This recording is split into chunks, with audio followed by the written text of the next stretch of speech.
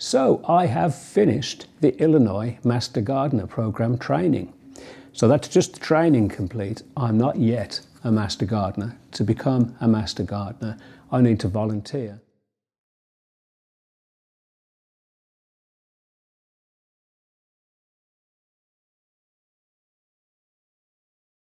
The first step is now complete, and that is having completed the training that was in this manual and also online.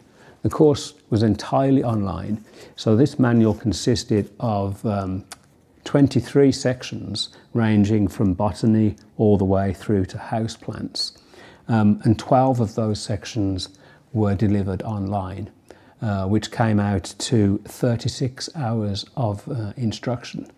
So the ones that had the online component were botany, that I've talked about in a previous video, insects, trees and shrubs, soils and fertilizers, annuals and perennials, lawns, diseases and diagnosis, vegetables, fruits and integrated pest management, and then finally wildlife and organic gardening. So the remaining sections did not have an online component and therefore didn't have a test either. So each of those 12 sections had a short exam of 25 questions and then a final exam of 50 questions. Happy to say I passed all of those exams and the final, so now I can move on to the next step. So before I talk about the next step and my overall conclusions on completing this training, just give you some idea of some of those sections that I haven't covered in previous videos. So one of the sections that I found most useful and most practical was trees, shrubs and woody vines. So let me quickly run you through what I learned in this section. The learning objectives were: be able to explain the environment and economic importance of trees and be aware of the sociological benefits of trees. Identify the criteria for proper selection of ornamental woody plants for a particular site.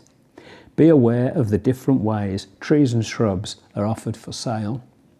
Understand the principles of good planting techniques for trees and shrubs. Discuss the proper timing, procedures and techniques used in pruning deciduous and evergreen woody ornamentals. Learn the proper maintenance and cultural practices for woody ornamentals and become familiar with common pest problems, diseases, insects, weeds and wildlife in woody ornamentals and their management options.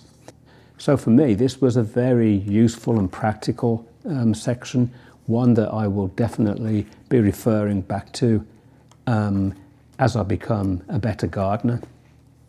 As I've said before, this is a magnificent reference manual. It was worth completing the course just to have this manual on hand. That is definitely one reason I would recommend taking the Master Gardener program training. Even if you're not going to become a volunteer and become a Master Gardener, it's worth it just to have this incredible knowledge on hand. Some other sections that kind of went together, but that will also be of real practical use, were diagnosis of diseases, types of diseases, and then integrated pest management. Although there were 3 separate sections with 3 separate exams, they were kind of related, and again, magnificent reference material. So let me just quickly run you through what the learning objectives were in each of those sections. For diagnosis, the learning objectives were: be able to determine if symptoms on a plant are evidence of a problem rather than the normal appearance of that plant. I mean, that in itself is a great knowledge to have. Understand how patterns of damage can be related to living or non-living factors. Be aware of how the development of symptoms over time relates to diagnosis of living and non-living factors. Gain an understanding of how mechanical, environmental and chemical factors cause damage to plants, and then learn about available resources for plant problem diagnosis. So then under diseases, the learning objectives were: describe the differences between non-infectious and infectious diseases, identify the types of pathogens which can cause plant disease, understand the factors necessary for plant disease to occur, understand how cultural and environmental conditions cause plant problems, develop a knowledge of symptoms and causal organisms of commonly occurring diseases of horticultural plants, understand basic plant disease management strategies and practices, and learn about available resources for plant disease diagnosis. And as I said, that kind of went hand in hand with a section on integrated pest management. So integrated pest management and pesticide safety, IPM and pesticide safety to give it its full title, included a lot of stuff that I did not know. I learned a lot from this section. So let me run you through the learning objectives. Learn the importance of determining pest thresholds and monitoring pest populations to IPM. Understand how cultural, physical, chemical and biological management strategies all play a key role in IPM. Describe the movement of pesticides in both air and water.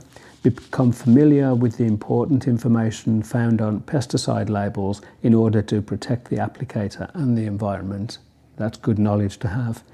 Understand concepts of toxicity and exposure in relation to hazards of pesticide use, and know the proper protective equipment, safety procedures and storage and disposal techniques to use when handling pesticides. Gain an understanding of pesticide ingredients, characteristics and formulations, and discuss the basic application techniques and equipment for applying pesticides. And lastly, become familiar with current University of Illinois Extension pest management recommendations. Again, those three sections were all very, very practical and will definitely come in use as I improve my gardening skills. So the sections that I personally found less useful, because they didn't really touch on my type of gardening, were the ones on vegetables, small fruits, tree fruits, and nuts. Wasn't too much into the one on lawns either, because I've eliminated as much grass in my garden as I can. So there were some that, as you would expect, that were not entirely applicable to me personally. But I wouldn't say that was a negative for the course, because again, it's a good reference for if I do need to know something about lawns, or if I do plan on in the future growing some kind of fruit tree, for example. So my conclusions on having completed the training for the Illinois Master Gardener program.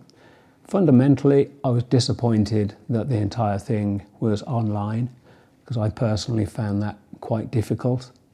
I would much have preferred to have gone to a classroom and have met with other students and the presenters. I think it would have been much more rewarding, but that's just me. I took my master's degree online many years ago and did not enjoy it. So I knew that I was going to struggle with this, to be honest. What I struggled with was the motivation to keep ploughing through this manual and also to meet the deadline, because although they've kept the course open for a further year, so it's open through to the end of 2026, if I wanted to become a Master Gardener and take part in the volunteer program, I had to have completed this course by the end of the year, which I managed, but it was a sprint at the end, because I wasn't very disciplined in establishing a very good rhythm of going through the manual and completing the online components. So I kind of rushed it at the end. And then so that is leaving me with a little bit of a feeling, and again this is just me, of imposter syndrome. I do feel, although I did pass all of the exams and the final exam, I do feel now a little like, yes, I've learned a lot, but I don't think I've learned enough. Maybe that's a good thing going in, because I'm certainly going to be humble. But one of the things I am looking forward to, and I will document further, is my experiences on becoming a Master Gardener and actually volunteering and helping others in the community, which is what this program is all about. So thank you for following me on this journey to becoming an Illinois Master Gardener. It's not finished yet. I will post further videos as I become a volunteer, and the kind of things that I'm hopefully going to be involved in. I think it's quite exciting and I'm very much looking forward to it. So thanks for watching. I'll see you then. Bye.